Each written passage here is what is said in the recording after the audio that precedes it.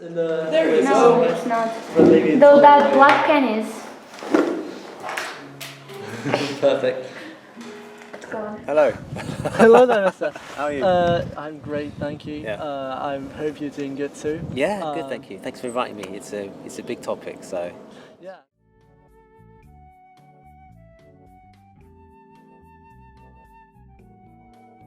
What does mental health mean to you and why?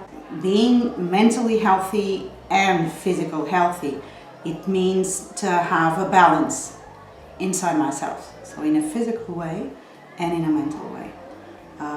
So I have to think that I'm a head of administration, but I'm also a mom, a daughter, a wife, a friend. I think it's a person's state of being mentally.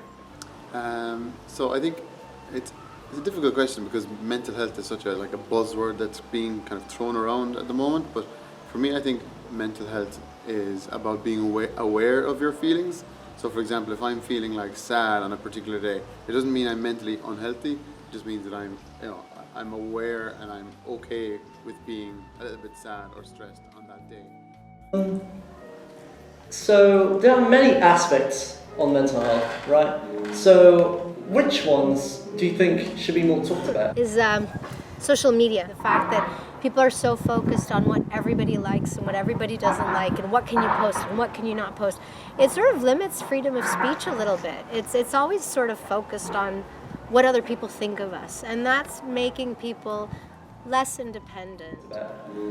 I think we should talk more about the physical aspects of mental health, because I feel like people, they like to say, oh, I'm very open about depression, about anxiety, about everything, but once someone starts showing physical symptoms, they kind of get scared. I don't think there is one area we should talk about more. I think we need to talk about mental health as a whole more. I think maybe how to deal with it more, or also just how it feels. Because a lot of people go, try be mindful or something else, but there's kind of a lack of understanding or empathy that people can feel for it. What are some of your experiences with mental health? What helped you get through it exactly? I had a very big impact with depression, I think, when I was 19. And it was really funny because I didn't notice it slipping in. And I'll never forget the day I was sat on my couch in my house alone at 19 because I had left school to go to college. And I baked a cake. And I ate the whole cake. And I remember calling my mom at that point and I went, Mom, I think there's something wrong with me because I ate the cake. And it's not the fact that I ate the cake, it's that I'm so upset that I didn't share the cake with anybody else. I think the biggest step that I took was that I admitted it. I would say that actually this year has been, because of the lockdown during the coronavirus, has been a big thing for me. Working from I'm quite a social person, so I was often I wouldn't speak to anybody the whole day apart from people on my screen, and it didn't feel real.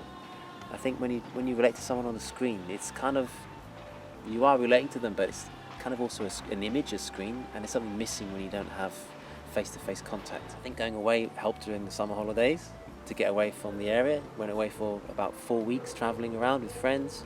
Went to the beaches, to the Algarve, and I think that was actually really helpful. Then over the lockdown, of course, that was hyper stressful and completely unprecedented. So trying new things such as chess, cooking, sometimes when we were allowed, we go canoe. We shouldn't feel pressured at the same time to do hobbies. It worked for me, but in those cases, but also if I can listen to the same album over and over again and feel okay about it. So, don't be afraid to try things new is what I'm saying, but also, stick with your own crowd and, enjoy the familiar at the same time. Perhaps the time I felt the worst was when, at the start of pandemic, I had to make very difficult decisions in my workplace because I was, at the time, an HR director, and we had to deal with the physical safety of 400 people. What helped me through this first phase of the pandemic that I was talking about was really the support of my family and friends. The Zoom helped a lot. Something general that you could recommend for people to do that would help with their overall state or well-being? Focus on yourself for a little while, like to disconnect from the outside world and Sounds cliche, but talk about it. Because talking about it really does help. Because it really does feel like a weight that's being lifted off your shoulders.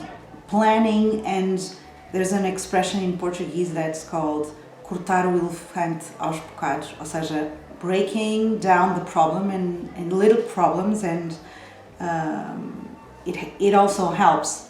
When you see a big problem, you can't solve it immediately, so you have to cut off in small pieces and to plan the solution for each one of the pieces. Well, this is something that teachers like to say. I think it's like listing things you need to do. I think that helps with a lot of like people having both control as well as calmness planned out, not as chaotic. Also, maybe some people have their own things like hobbies like running, painting. Some people go to the gym every night. Don't know how they do it, but it helps. But there was a documentary I watched a few years ago, which was really curious, which was that the more you stick to a memory or the more you recount a story, the more ingrained it gets into your brain. So think about it. If you surround yourself with really negative people all the time, then it'll just be negativity ingrained into your brain constantly. What is something that you think our school can do to help students, teachers, staff members with their well-being? I think it would be interesting if there was like an anonymous kind of box where people put their own thoughts into. Because I think a big part of it is feeling alone for maybe like depression and anxiety. I think having that realization you're not alone and that people experience what you're feeling just around you is a big idea. I think having a counsellor would be really helpful. Where I came from, there was a school counsellor, and that was for both primary and the middle school. So someone who's been trained, who's a professional, so anyone who does have issues can work with that person and meet up with them on a regular basis to talk through, and they can give the person strategies to deal with. I think that's absolutely crucial. I'm thinking about starting something for staff, like a well-being meeting, maybe once every month or two for the staff to check in, talk how they're doing, to share tips and strategies. No one's an expert, so we're just trying to be there for one another. And maybe the students could maybe have some kind of well-being group. Just an idea. But I think even maybe a school counselor that the student can just go talk to, where they can feel like it's a safe place for them to talk about what they don't want to talk about with friends or a family member. What would you say is this generation's biggest challenge in terms of mental health? Well, I guess probably the repeated answer there is social media. I mean, when I was your age, social media was only really scratching the surface compared to now. It was just, I have a Facebook page, that's it. I instant message people. Now there are likes and reactions and photos and pressures to get likes. I think it's like focusing on the process more rather than the end point. Like, we see people who are celebrities and actors, great sportsmen, and we just see them, right, this guy is amazing, or girl, amazing, they've won everything, but actually it took them years and years to get to that place. And I think we want things to happen straight away overnight. We don't talk about the process enough. I don't know how it's hardship. It does take a long time to get to that point. I would say the lack of close social ties. We're expected more of in school, we're expected to be online often and always be present. I think that's the big issue with the generation, or kind of the result of our surroundings. Question, what makes you happy in this very moment? I think it's also things that are starting to open up again. So for me, it's going to live music, watching bands play live. For me, there's nothing like that. Discovering new bands, new music, doing a radio show once a week, sharing my passion of music with other people makes me very happy. So it's not really it's my job that makes me happy, or it's my family. No, it's little moments that make me happy through the day. My parents are supportive, and I have really nice hobbies that I'm able to do that helping with that? Very moment. Right now the weather is pretty sunny, so that's quite good. I would say just being here, being able to be open about my mental health, because even though I'm just one individual, I know that starting a conversation about it or being a part of a conversation and being open about your own issues will encourage others to be more open about theirs, which can eventually prevent any mistakes from happening and encourage people to get help. What makes me happy? I do a job I love. I wake up every morning motivated to do what I do. I love my children. I love my family. And I've overcome challenges.